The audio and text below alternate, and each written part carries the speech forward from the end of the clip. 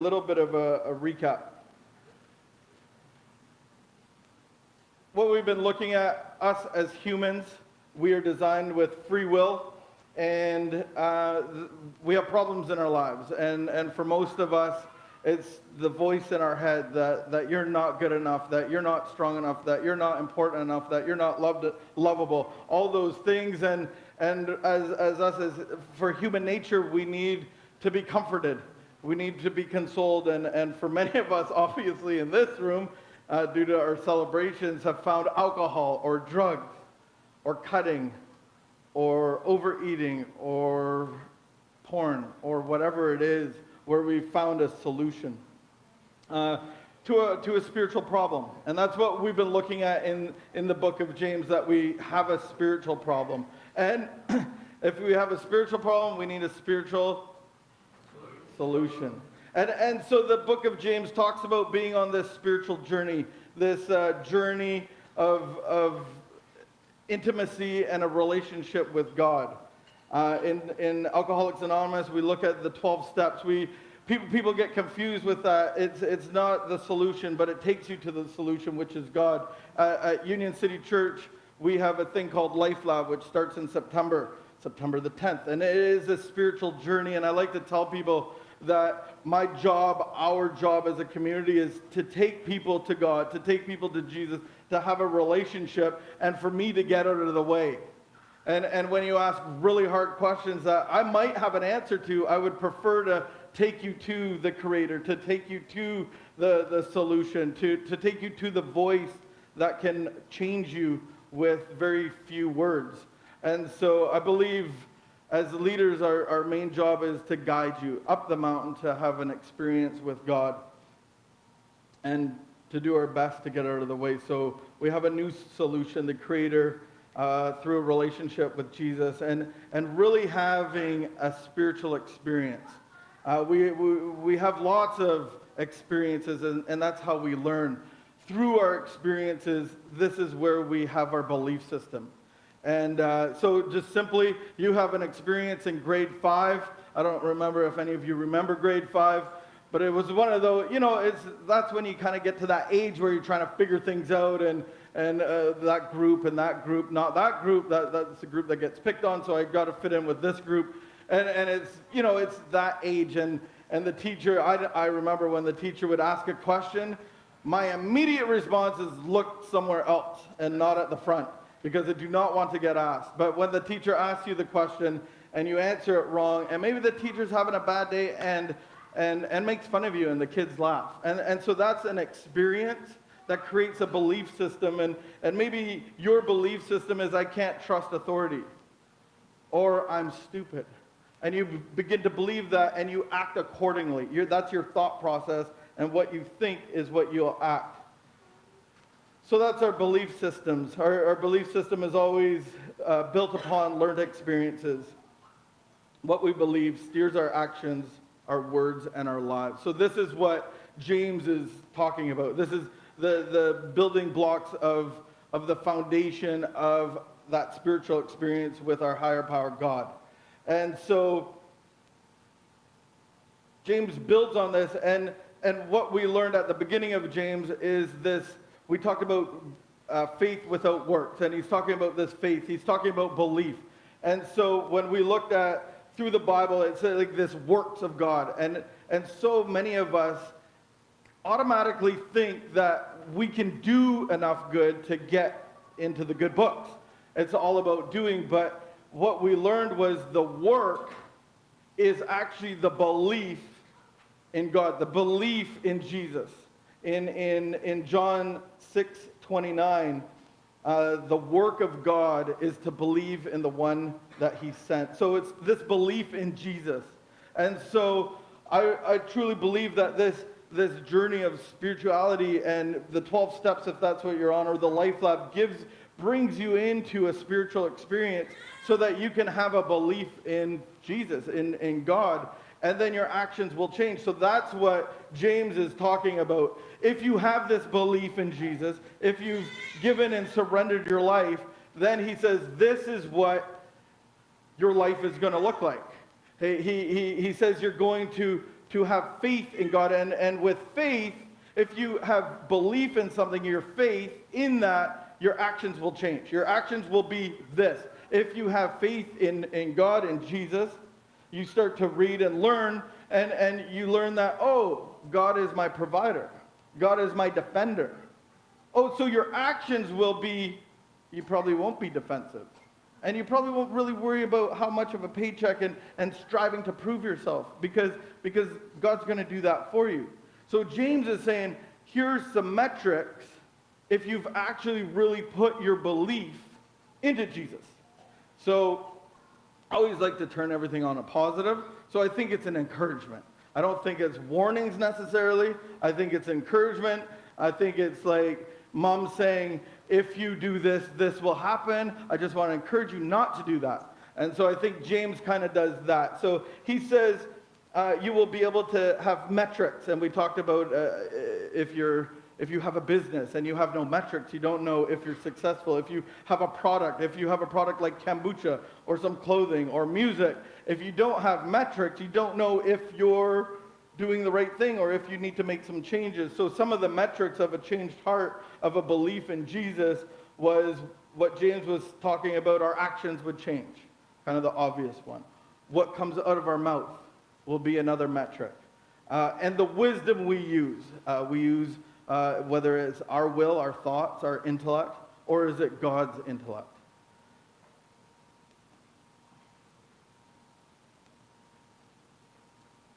So today's text is super short, and it feels like, oh, John's only teaching from there to there. Well, it should be out soon. Let's go for lunch.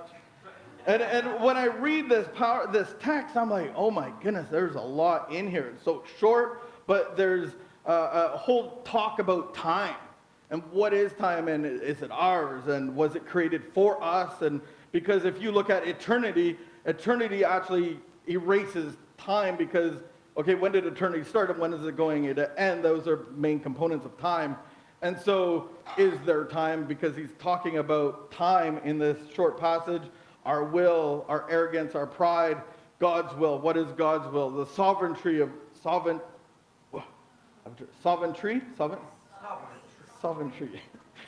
There's my spell check guy right there. Thank you. And then in this text, it's about doing good again. You know, it's always about doing good. Are you doing good?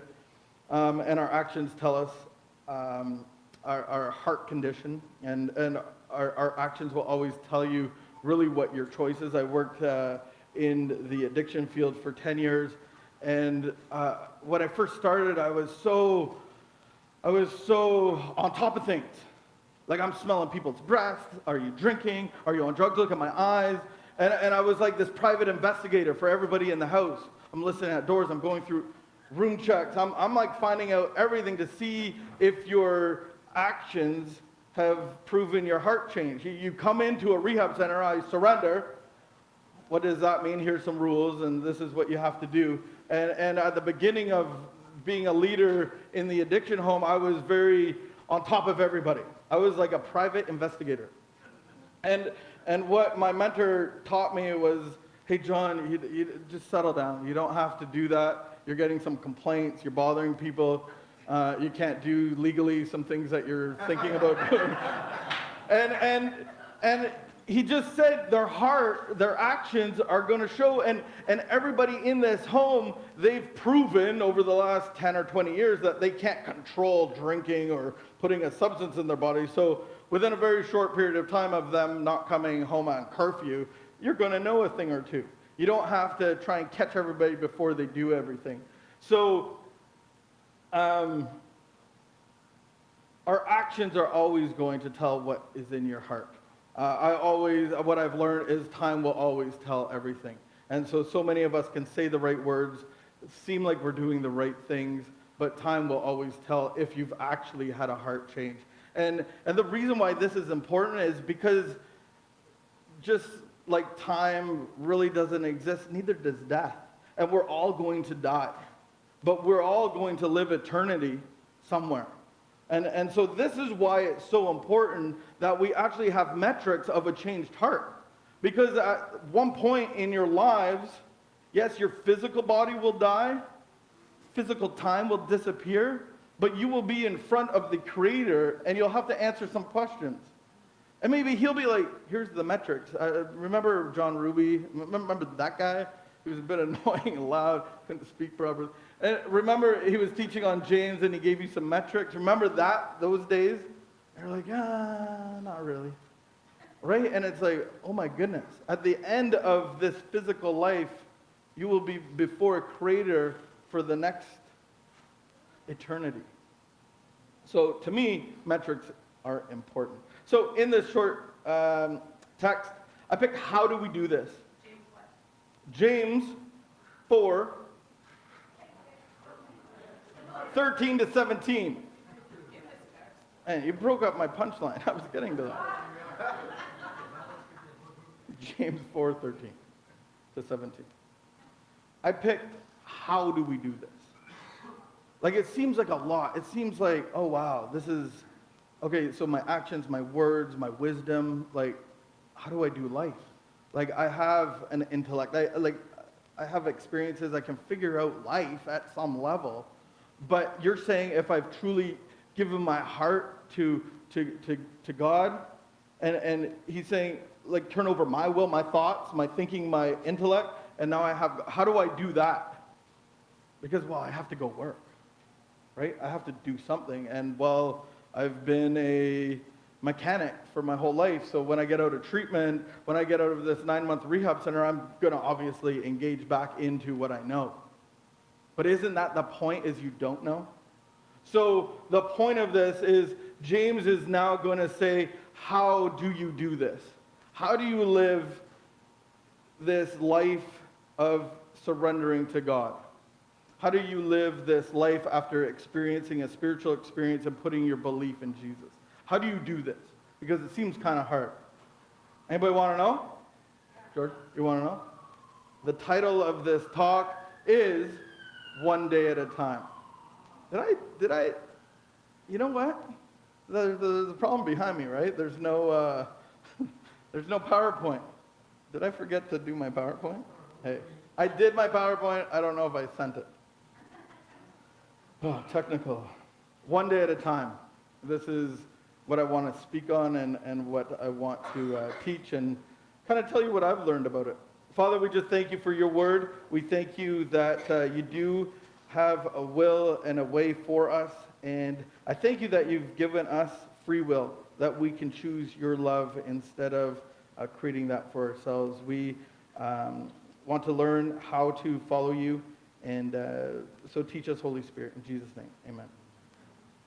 So James 4:13, now listen, you who say today or tomorrow we can go to this city or that city, spend a year there, carry on business, and make money.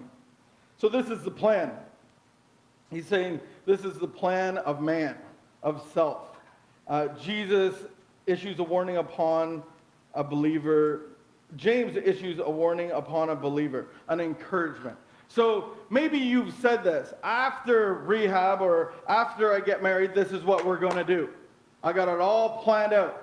We're going to move here. We're going to get this kind of education, to get this kind of degree, to get this kind of job, to get this kind of house. Or maybe you're 9 months in a program and you're saying, well, this is what I'm going to do. This is how I'm going to do it. I'm going to probably move back there and do this and. Right? Making the master plan. Everybody's like, well, I just did that. I wrote it out and everything. It's like a project. They set out today or tomorrow, they say. It's kind of like whenever we feel like it, we're going to do it. Second, they will a plan to arrive at a destination. We will go there to such and such a city. Third, they plan to spend a certain amount of time there. Spend a year there. They've got it all figured out. And they're going to do it how and when they want to do it. They're going to engage in business. That's why they're going there. And fifth, they planned for business to have certain results. They're planning on having results. So is this wrong? Is making a profit, is planning things wrong? That's what we're going to talk about. No one has to answer. That was rhetorical. I remember going through a treatment center. I remember being at a homeless shelter and going through stabilization and then getting into treatment. And I remember nearing graduation, I'm getting antsy because, I'm super healthy now. I've been sober for 5 months, and all these new people that are super unhealthy and needy, I'm ready to leave. I'm ready to fly the nest. I'm ready to fly. I got my wings back. And in my past, I used to drive heavy equipment. I have an AZ license, so it enables me to drive tractor trailers. And so I wrote out this plan that I was going to get a little bit of finances, and I was going to buy a triaxle dump truck. So that's one of those dump trucks with 6 sets of tires, plus one that goes up and down for heavy loads. Great idea, John Ruby. Looked into working for an owner-operator, a big company like Tomlinson or one of those big contractors, and I was going to own and operate my own heavy piece of equipment. And this is the money that you would make in this a day.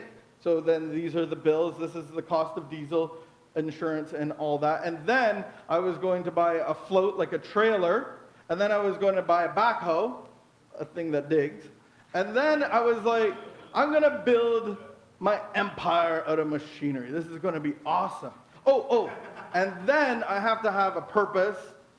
And the purpose, yes, the financial castle will be built, but I'm going to help the poor people that came behind me. The guys that were annoying 5 months in, they're ready to fly too. I'm going to help them get their license, get their DZ license, give them a little something, and then they can work for me for super cheap, right? Because they need to. They need to serve. They should just be happy to do this, to build my empire.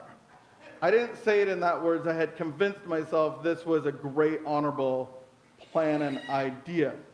Although after I got my wings and flew out of the nest, I got 2 feet and fell on the ground. And started walking around in a daze going, well, that didn't work so well. My wings aren't quite what I thought they were. And I relapsed for the next few months. And having this plan did not help me stay sober. And if I can't stay sober, there is no plan. There is no kingdom. There is no DZ, float, triaxle. There is nothing, right? There is nothing. So I think as a Christian with a changed heart, let's define planning and profit in the upcoming text, because I think they're keys. I think we have to have them. We all have to plan and be profitable, right? The God just didn't give you something to wilt away and hide it under a box. You're supposed to be the salt and the light. So being salt and light, you should be profitable. Let's define that. James 4:14. Why do you not even know? Why? You don't even know what will happen tomorrow. What is your life? You are a mist that appears for a little while and then vanishes. Instead, you ought to say, if it is the Lord's will, we will live and do this or that. As it is, you boast in your arrogant schemes.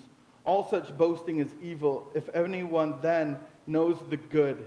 And good here is excellence, is goodness, is usefulness, as to be pleasing. And remember, we talked about character defects last talk, and the whole point of this belief in Jesus is to be a useful tool, to be a light, to be salt for those around you. They ought to do, and doesn't do it, it is sin for them. So if anybody then knows the good they ought to do and doesn't do it, it is sin for them. So this redefines profit and planning. The plan is, I plan to do good. That's the plan. I'm going to do good. When I was in the little bird's nest, I got my wings. The wings should have said, I'm going to plan to do good. I don't know what that looks like. Did you know that I did not plan to be here today? This is like my worst nightmare come true.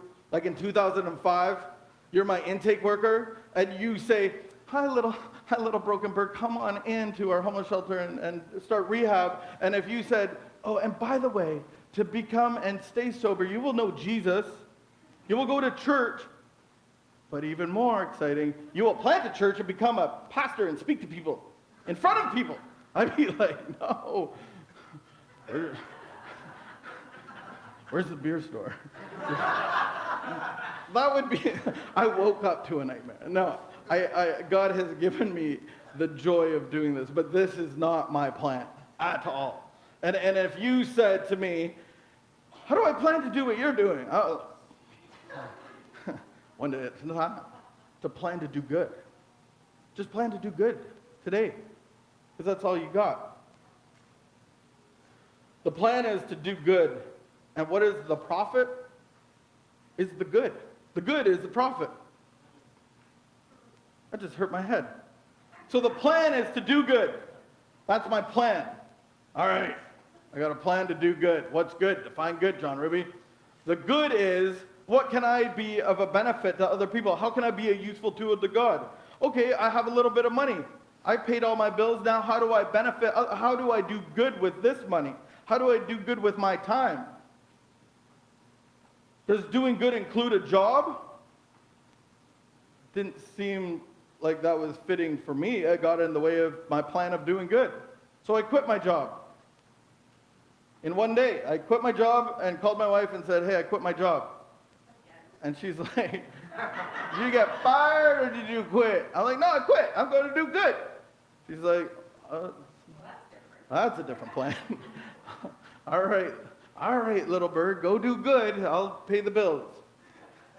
And we had to go to the food bank. In our intellect, it didn't make sense to live in suburbia in Orleans and go to the food bank.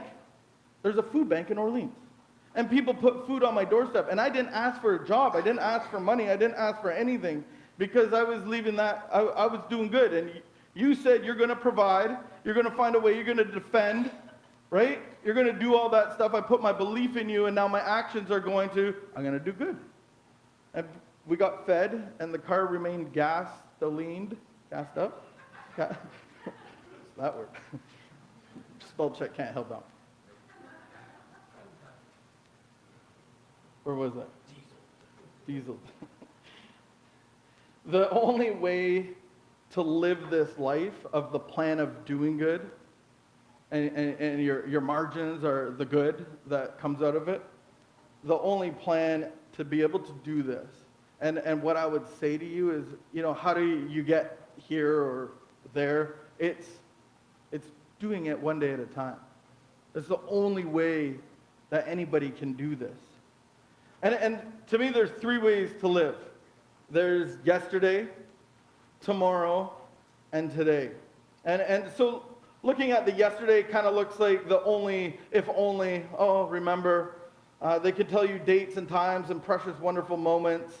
What their future could have been if their past was different. They're stuck in their hurts of their past, and they feel them every day and share it with the world around them. And Isaiah says, forget your former things. Do not dwell on the past. See, I am doing a new thing. And so it's really hard to make that game plan of good if you're always dwelling on the bad that happened or the good that happened back then. And you're never recreating anything. I do have PowerPoint. No one updated me. Man, sweet. The only reason time seems to be moving rather fast is that sometimes we're too busy living in the past. What does living in the future look like? What if? The joy they are longing for is an elusive thing that somehow, somewhere will make itself visible one day tomorrow. When we live in tomorrow, we are truly putting our hope in nothing. For the Lord has given us the strength, but the Lord has not given us strength for tomorrow, but for today. In Matthew 6, Jesus says, do not worry about tomorrow, for tomorrow will worry about itself. Each day has enough trouble of its own. And I heard a speaker speak, and he said, worry, anxiety is adultery to God. I was like, oh, wow. I hope I never have to share that from the front. I guess I just did. But it's like, oh, wow. Because I worry about stuff. I know, you probably can't imagine that. I'm pretty chill, but I worry about stuff. And it's like, well, how is this going to get done? And it's really like, that's adultery to God, because I should just if I put my belief in him, he says he's going to provide. He's going to defend. He's going to take care of. He's going to pour his love into me. The Lord's Prayer says, give us this day our daily bread. Not yesterday's, not tomorrow's bread, but today's bread. Today is the day. And a quick example of that, you got like 1 million people walking a desert. They were slaves, and this man named Moses brought them out into the desert. And it was probably a 14-day trip, but they took 40 years to do it. And I don't know if you've been to a desert, but there's not a lot there. There's sand and heat and cacti. And there's not a lot of resources, especially if you're bringing 1 million people out. So that the belief of God is going to take care of us has to be real. The God parted a sea for them to walk through, and then when the enemy came to kill them, God put the water back and killed them all. And so when they were in this desert, God brought bread on the ground in the form of little white wafers called manna. And there were certain rules. You could collect so much of it, and any more of it, that's all you could collect, because if you collect more, there would be consequences. And then there was quails, and you could do the same thing, and you ate them. And then next day, you had to go do it again. And then the next day, you had to go do it again. And then and there's like 10 of us in here right now. It's like, why wouldn't they just collect enough for the week? We all do it, right? Hey, do you want 5 cents for all those grocery bags? Right? We don't go to the grocery store every week. That's crazy talk. I try to go every 2 weeks. And then Costco once a month. But I don't enjoy it. It's not a family outing that I like to partake. So it's the same concept. But what happened if they collected too much of this white bread, this manna, it would turn rotten. And it's a valuable lesson that God gives you what you need for today. Bill W., one of the founding fathers of Alcoholics Anonymous, suggests that we live one day at a time, and that day is today. All life takes place in the present, this very moment. This moment is a gift, and that's why they call it the present. So you know what the plan for today should be is if I'm hurting, and if I'm lost, and if I'm in pain, I reach out for help. I don't lie and say I'm fine and everything's great. It's like, hey, can we go for coffee later? Can I talk? Sure, I got a Starbucks card. Hey, you hear that? Starbucks card, front.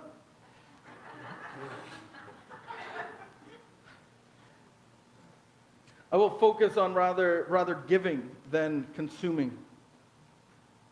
I will be a service to others. I will practice gratitude. It's so easy to say 20 things that I'm not happy about, but why can't I say 3 to 5 things that I am grateful for? I will be with God. Right? Being with God, having intimacy in a relationship, I will put my trust in God. I heard an old-timer in Alcoholics Anonymous, and he shared this. And I've shared it enough, so it's mine now. And it's like, he said there's this room, and there's a conveyor belt that comes out of this wall, and it's kind of like this office that you have, and there's a bench, and there's a conveyor belt, and every day there's a potato that comes out, a nice potato, and you have some tools, and you have some gloves, and you have some washing abilities, and you sit down every day to do your job, and you peel the potato. That's your job, and you put it in the bucket. And every day you do the same thing. But for me, I want to know how many days. Oh, there's a lot of potatoes. That's stressful, right? I shouldn't have done that. That warehouse doesn't end. It's a potato warehouse. I'm starting to I better do 5 tomorrow. Let's do 5. And then Nick wants to do something, like on the 4th day of the week, like he wants to go out to the beach. And it's like, well, I got to do an extra potato today. And so I have to make up for that. And where do these ones go? I wonder where those go. Let's go look behind this door. Oh, shouldn't have looked there. They're just wasting those potatoes. And it's like, all I have the ability to handle is to sit down and peel my potato for today. Not to worry about how many more potatoes are, and not worry about where those potatoes are, but when I have my will, I get anxious and I wonder about the potatoes over there and the potatoes here and how to catch up and how to do more potatoes. And how can I shorten the potatoes there and get it all done? Because that's what I've done my whole life, is chug. Get it in me. Let's on to the next thing. But the will of God, all he's asking is do the good to that potato. Don't worry where it came from or where it's going.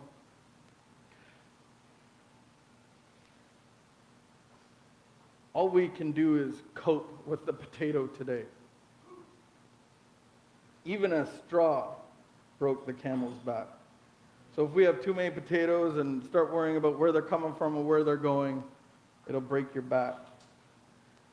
It doesn't exclude planning, though. You know, plan to glorify God. Plan to be salt. Plan to be light. Plan to die of self. Plan to make disciples. Plan to make an impact. And going through this social enterprise end of our church of having a drink called kombucha, I see corporate companies and they pay a lot of people and they have to have a certain bottom line, and their goal is to make a certain amount of money. That's what I would measure it up to. And our goal, and I saw us yesterday at the market, and there's 3 of us, and then 2 more people came. There's 5 of us, and on Friday we bottled and we labeled, and it's all volunteers. And I'm like, we have such, our vision is to make an impact with the world around us, to be salt and light, to have influence in our culture, and we're all recovery people volunteering. And we have such a step up on these corporate companies because they have to make a certain amount of income, and they're not driven by impact. And so if we trust God, if I put my belief in God and say I want to make an impact, God's going to take care of the income, and I don't have to worry about that. Because there might be a potato money field behind that door, or this potato field of money might be going that way, and I don't know, it's multiplying by 1,000,000. I don't need to worry about it, because if I just worry about making an impact today and talking to people and sharing our message of hope through kombucha, through clothing, and you do it in your own way, plan it your own way. Plan to give money to people that don't have. Plan to give some money and make an impact in Dan Reed's life with 2 kids, and he just got out of the hospital with cancer. Put $100 in there. Make a little sacrifice. What good are you going to do? Plan to do good. Whew. Where was that? Are we out of time, Paul? Go away. Keep going. All right. I'll quick go through it. I just looked at the time. This doesn't eliminate some things, right? I can't get to today if I don't walk through yesterday. And that's kind of like this inner healing journey. I look at my heart as a corner store, and over the course of time, my belief system, I've put stuff on this shelf from 20 years ago. It needs to go off. So I need to walk back in time to get to today. So it doesn't eliminate this process that I need to do. That, you know, there's some things on this shelf that get in the way of God's stuff. So he's asking me to get rid of this stuff and to put his stuff on, and to have joy and peace and contentment and the things of God. So if you don't have those things, maybe go back a little bit and go, hey, bro, can you help me walk through this stuff? Maybe get a sponsor and go through those 12 steps, because that's what that does. And we've looked at that in James a little bit. So you need to go through your past to get to today. And that your past won't define your future. I must walk through my past to get to today, and that the past won't define my future. Do what needs to happen today, and tomorrow will worry about itself. I guess I could have just started with that. James, this journey of having a spiritual experience, becoming a Christian, to put my belief in Jesus, to put my faith in Jesus, to put my trust in Jesus, to put my hope in Jesus, I can only achieve all that by taking one day at a time. The gospel of Jesus one day at a time. And it's like, I remember my mentor and me were going away on this retreat, and we were speaking like it was our thing. And he realized once I started talking about what we're going to do, he's like, you haven't planned nothing. I'm like, no, I have planned stuff. Like, we're all here. We have food. Like, I planned some things. But he's like, no, but you didn't plan, like, you don't have it all written out. I'm like, well, no. Like, we got to let God do some work. Like, we can't do all the work. We can't be greedy. Right? We got to let God do the work. And this life of one day at a time is actually, it's easy. Because what's not easy is carrying fear and resentment and guilt and shame and expectation. That's heavy stuff. But if I put my belief in Jesus, he takes all that, gives me hope and peace, and I just have to peel my potato for the day. That's not heavy. That's not hard.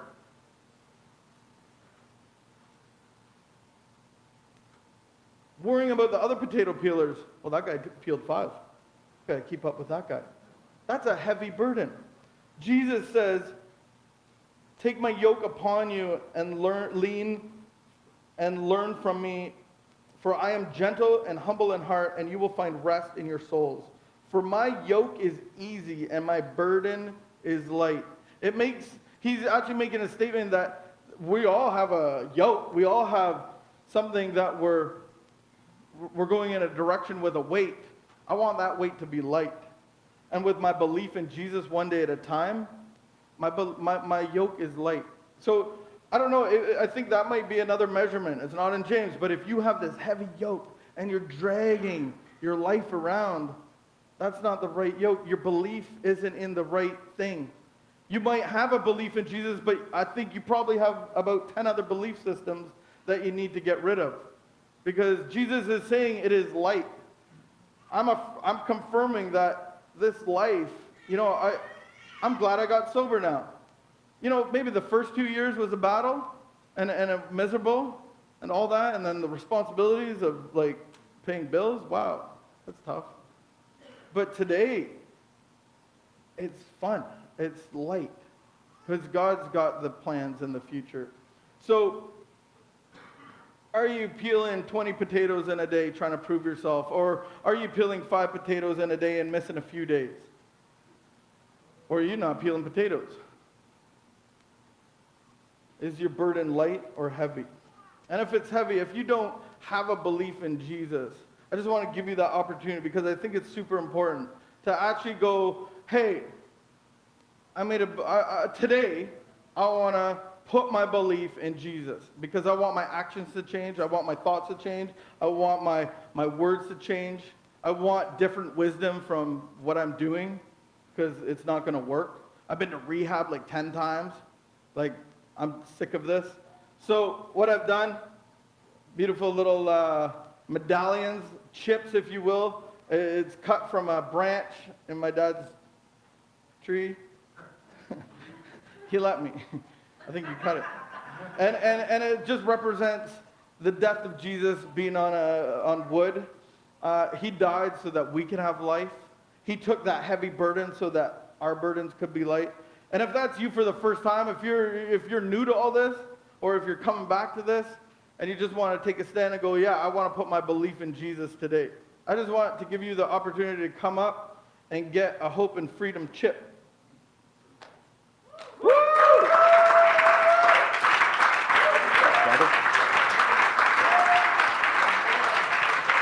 Yeah.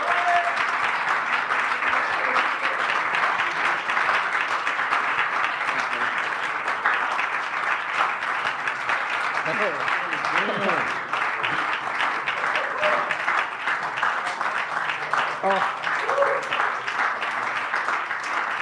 Hey, brother. Okay. I have one in the car. I get. He doesn't live here. I'll give you one. I love you, buddy.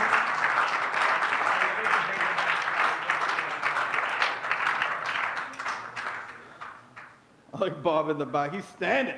Yeah. We should be standing. Now it's the plan. Lunchtime. I'm just going to close in prayer. That's the Christian thing to do. Father, I just thank you for your love. I thank you that you,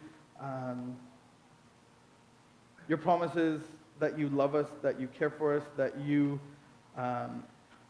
will provide for us, that you will defend us, that you will pour your love into us. I thank you for those promises that come true. And I just pray for everyone in this place to be able to experience your love in a new way this week. And for those that came forward today, I just pray that you give them a spiritual experience that makes it easy for them to put their belief in you. And I just pray that words and actions and thinking and wisdom begin to change in drastic ways. So, Father, we just thank you for today. For today is the day that you've given us. Let us plan good today and leave the profits and leave the results up to you in your name, Jesus. Amen.